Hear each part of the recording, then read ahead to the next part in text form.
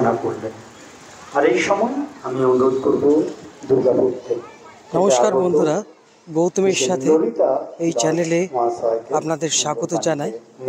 বন্ধুরা, আজকে good Friday এবং যীশু খ্রিস্ট আজকের এই দিনে ক্রুশবিদ্ধ হয়েছিলেন এবং আজকে খ্রিস্ট ধর্মাবলম্বী মানুষদের কাছে এই দিনটি খুব বড় একটা শোকের দিন।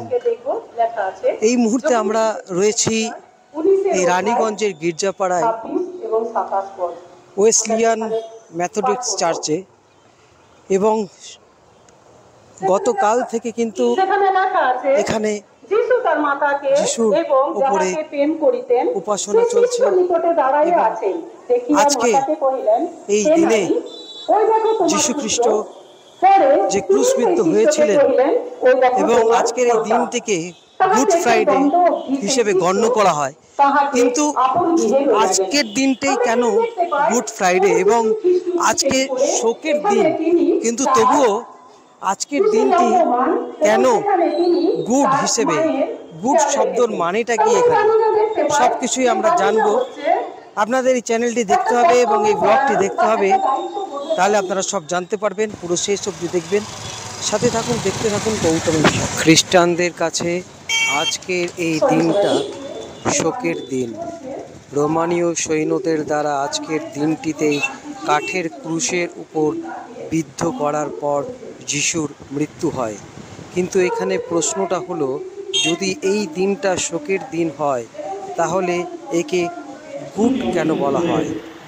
এই দিনটা খ্রিস্ট ধর্মাবলম্বীদের জন্য সবচেয়ে দুঃখের। তাদের প্রিয় যিশুকে হারানোর দিন, কিন্তু তাদের বিশ্বাস ভগবান যিশু তার জীবন উৎসর্গ করেছিলেন মানুষ মঙ্গলের জন্য। তাই এক কথায় যীশু খ্রিস্টের ক্রুশবিদ্ধকরণ, মৃত্যু ও সমাধি মন্দির থেকে তার পুনরুজ্জীবনের স্মরণে এই উৎসবটি পালিত হয়। খ্রিস্টানরা এই দিনটার উদযাপন আনন্দের সঙ্গে করে না, বরং তারা এই দিনটা স্মরণ করে যিশুর বেদনার কথা, তার কঠিন যাত্রাপথের কথা, যিশুর প্রতি অবিচারের কথা, যেভাবে প্রথমে তার বাবা তাকে ত্যাগ করে এবং পরে ন্যায় বিচারও পাননি তিনি। সব মিলিয়ে এটা একটা শোকের দিন।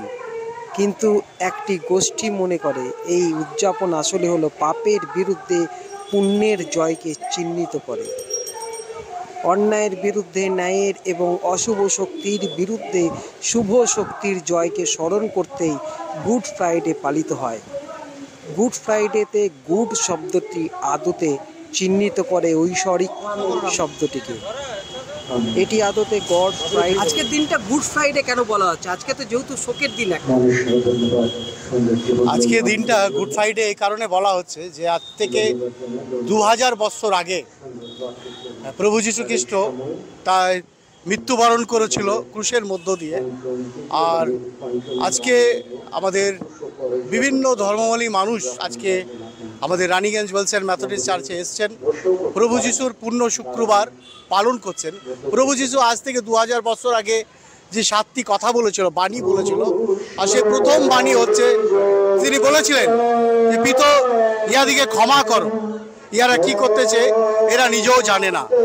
তাহলে আজকে প্রভু যীশু খ্রিস্ট আমরা দেখছি তিনি অত্যাচারিত হয়েছিলেন, তিনি মার খেয়েছিলেন, তিনি অপমানিত হয়েছিলেন, কিন্তু তাও তিনি তার পিতার কাছে, তিনি মানুষের কাছে যারা অত্যাচার করেছিল তাদের জন্য তাদেরকে ক্ষমা করেছিলেন। আজকে আমরা গোটা বিশ্বের কাছে, পশ্চিমবাংলার কাছে, রানীগঞ্জের কাছে, সমস্ত মানুষের কাছে একটি কথাই বলতে চাই যে ক্ষমার মধ্য দিয়ে তিনি যে জয় করেছিলেন মানুষের হৃদয়কে, আমরা যেন সেই ক্ষমার বাণীকে মানুষের কাছে যেন নিয়ে যেতে পারি। আমাদের মধ্যে অশান্তি, ঝগড়া বিভিন্ন রকম থাকতেই পারে, কিন্তু আমরা যেন প্রভু যিশুর যে বাণী, ক্ষমার বাণী, সেই ক্ষমার বাণী যেন সমাজের বুকে আমরা প্রতিষ্ঠিত করতে পারি। যিনি প্রথমে তো সুস্থতার মধ্যে মানুষকে সুস্থ করেছেন, যারা অসুস্থ পীড়িত ব্যক্তি তাদেরকে সুস্থ করেছেন, এবং ক্ষমার বাণী তিনি আজও শেষ পর্যন্ত দিয়ে এসছেন। বলো। যীশু খ্রিস্ট এই দিনটাতে আমাদের জন্য জীবন দিয়েছিলেন।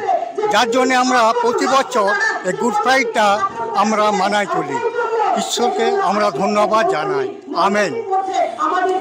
তাই প্রভু সত্যি আজ এই জগতে আমাদের কাছে নেই, কিন্তু তার যে অসীম প্রেম ভালোবাসা দিয়ে গেছো, তার জন্য আমাদের কাছে একটাই যে পূর্ণ শুক্রবার আমরা সত্যি গুড ফ্রাইডে পালন করছি।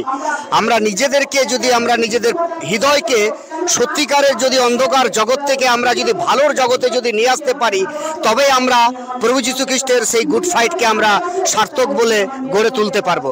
কারণ আমাদের জীবনে যদি অন্ধকার থাকে, তবে আমরা কোনোদিন সেই গুডকে আমরা ভালো বলতে পারি না। প্রথমে আমাদের মণ্ডলীর সভ্যকে আমাদের প্রথমে পরিষ্কার পরিচ্ছন্ন থাকতে হবে।